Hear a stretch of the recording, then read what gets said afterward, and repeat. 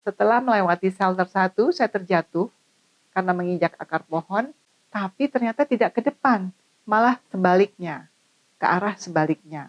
Apa yang terjadi kalau saya terjungkal ke depan? Di atas dahan pohon, persis di kepala saya, ada ular bergelantungan. Seandainya saya terjungkal ke depan, mereka mungkin saja menjatuhi tubuh saya.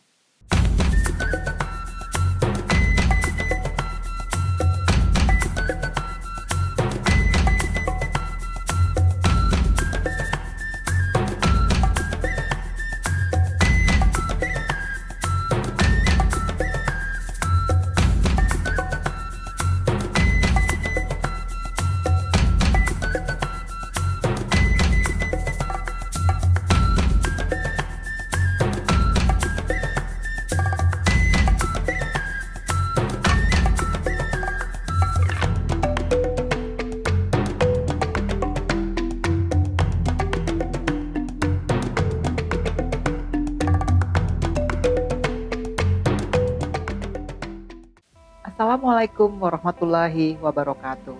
Saya Marisa dan saat ini saya sedang duduk di sebuah pojok kecil toko outdoor yang hangat, mengenang jejak-jejak langkah saya dalam sebuah perjalanan yang saya beri nama perjalanan menunduk.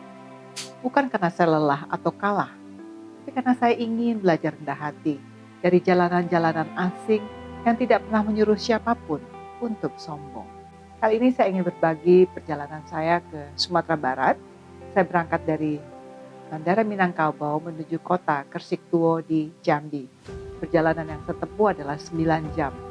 Ketika di bandara, saya bertemu dengan pendaki yang juga ingin menuju ke Kerinci. Kebetulan ternyata operator kita sama, tapi usia mereka jauh lebih muda dari saya. Usia mereka adalah 16 tahun, 25 tahun, dan 29 tahun. Wah, bagaimana caranya saya bisa bersama-sama mereka? Karena mereka sama-sama masih muda, masih penuh semangat, dan tenaganya pasti 3 kali atau lebih berkali-kali lipat dari saya. Tapi kami melakukan perjalanan bersama, di dalam kendaraan kami mulai ngobrol dan bertukar sapa. Setiba kami di kota Kersiktuo, kami mendapatkan penginapan yang sama. Dan penginapan itu indahnya adalah langsung menatap Gunung Kerinci di hadapan kami. Kami beristirahat sejenak, bermalam di Kersiktuo, lalu pagi-paginya kami melanjutkan menuju Taman Kerinci Seblat. Gunung Kerinci adalah gunung stratovolcano dengan ketinggian 3.805 meter di atas permukaan laut. Dan gunung ini adalah gunung yang masih murni, masih lebat, dan hutan-hutannya memiliki pohon-pohon yang sangat tinggi. Setelah berdoa di depan pintu Taman Kerinci Seblat, kami memulai pendakian kami. Pos 1, pos 2 lumayan gampang. Dalam hal ini, saya masih dapat melatih diri saya untuk bertahan di dalam medan yang kira-kira dapat saya andalkan. Begitu melewati pos 2, kami bertemu dengan teman-teman itu di pos 3 untuk makan siang. Dan mereka lebih cepat 1 jam dari saya. Alhamdulillah, ternyata mereka masih menunggu saya, walaupun kecepatan mereka luar biasa. Perjalanan dari pos 3 ke shelter 1 dan shelter 2 itu adalah sebuah perjalanan yang tidak mudah. Perjalanan di pos 1, pos 2, dan pos 3 memang masih dapat saya tangani, walaupun ada selokan-selokan yang menjadi kendala, karena apabila hujan, selokan itu menjadi semakin licin dan semakin menyempit. Tapi alhamdulillah kebetulan tidak hujan, jadi saya dapat meneruskan perjalanan selanjutnya dari pos 3 menuju ke shelter 1. Hutan di Kerinci adalah hutan yang sangat lebat dan sehingga kita dapat tidak kena matahari, saking pohon-pohon tersebut tinggi-tinggi sekali. Perjalanan ke sana juga berbahaya. Menurut guide yang mendampingi kami, binatang-binatang buas masih banyak terdapat di dalam hutan Kerinci. Di antaranya adalah harimau, jenis-jenis ular berwarna merah dan hijau, serta binatang-binatang buas lainnya yang kebetulan jarang kami temui, tapi faktanya binatang itu ada di dalam perut hutan Gunung Kerinci. Perjalanan saya dari pos 3 ke shelter 1 bukan hal yang mudah, tapi untungnya pemandangan hutan-hutan di sana luar biasa cantik dan indah. Ada pohon-pohon yang sudah bolong dan apabila kita memasukkan kepala kita untuk melihat ada apa di dalamnya, seolah-olah bolong itu tidak berujung, seolah-olah kita masuk ke dunia fantasi yang luar biasa.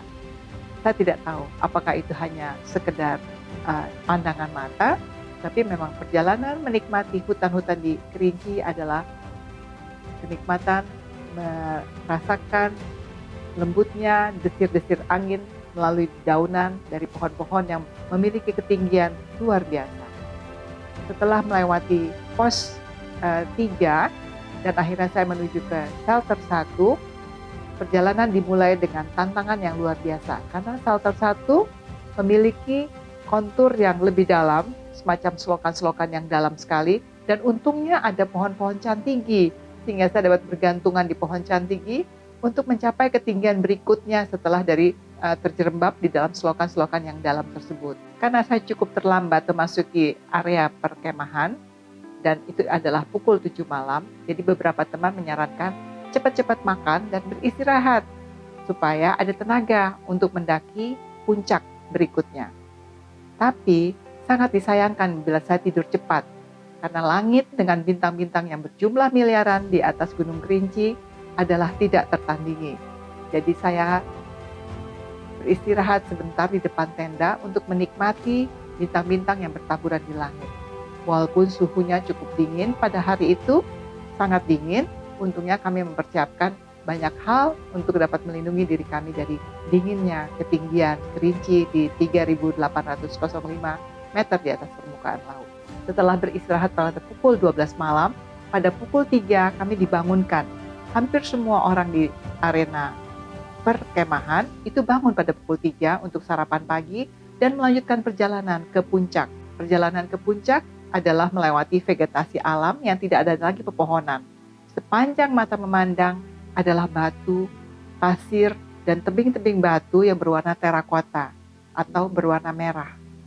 Dan ketika pada pukul 5 dini hari, subuh, matahari mulai menyelinap muncul di antara pegunungan, di antara perbukitan, dan itu menyebabkan gunung merona oleh warna merah terakota bercampur dengan warna jingga dan warna oranye dari matahari terbit yang sungguh luar biasa indah. Dan bagi fotografer itu adalah pemandangan yang luar biasa untuk tidak diabaikan begitu saja. Mereka akan mengabadikan bagaimana tubuh-tubuh para pendaki menjadi siluet di antara rona merah merona yang ada di sekitar pegunungan mencapai ke puncak. Kami tiba di puncak menjelang pukul 9 pagi karena teman-teman yang lain yang lebih muda ternyata mencapai puncak pada pukul 7 pagi dan mereka masih menunggu saya di puncak.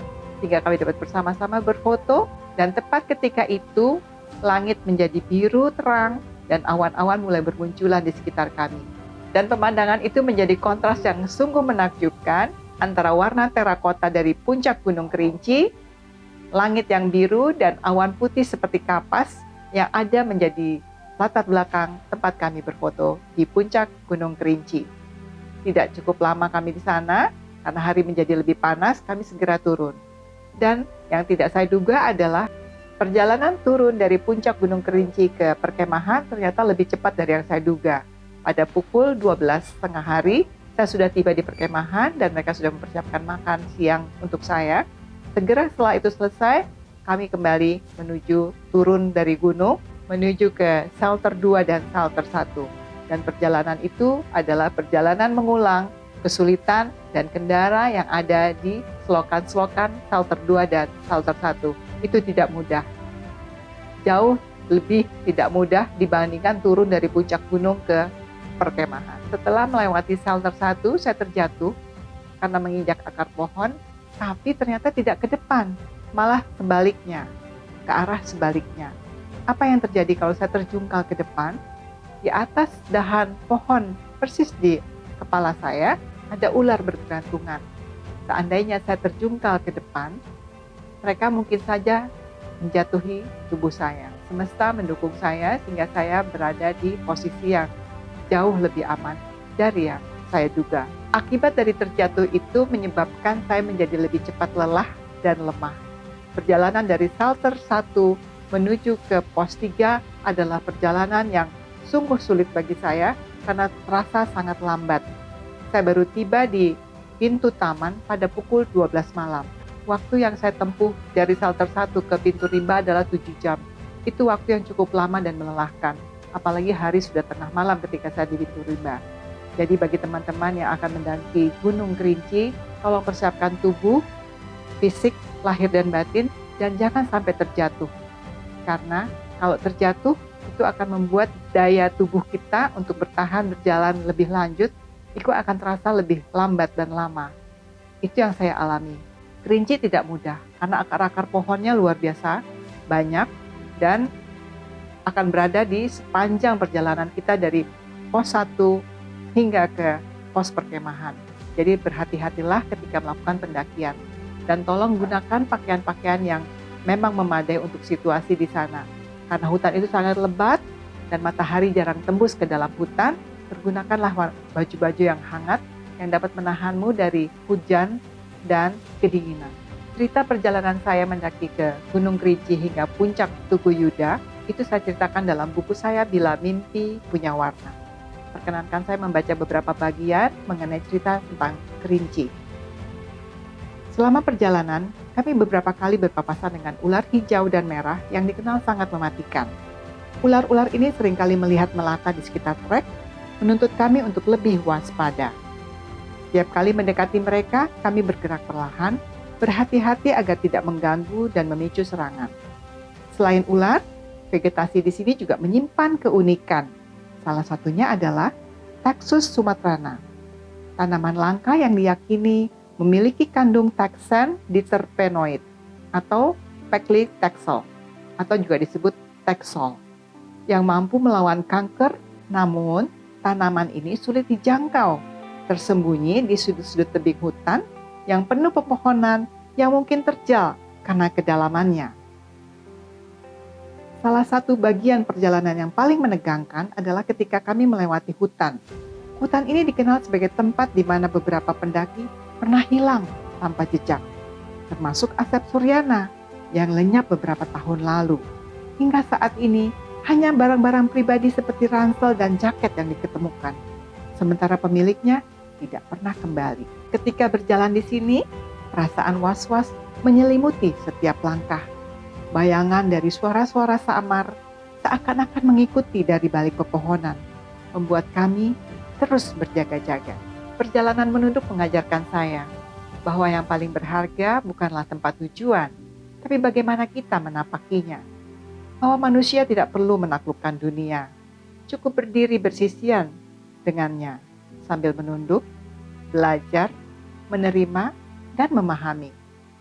Maka mari terus melangkah, bukan untuk mencari sensasi, tapi untuk mengasah empati dan mengenal diri kita yang sesungguhnya. Saya Marisa, terima kasih sudah menyimak. Wassalamualaikum warahmatullahi wabarakatuh.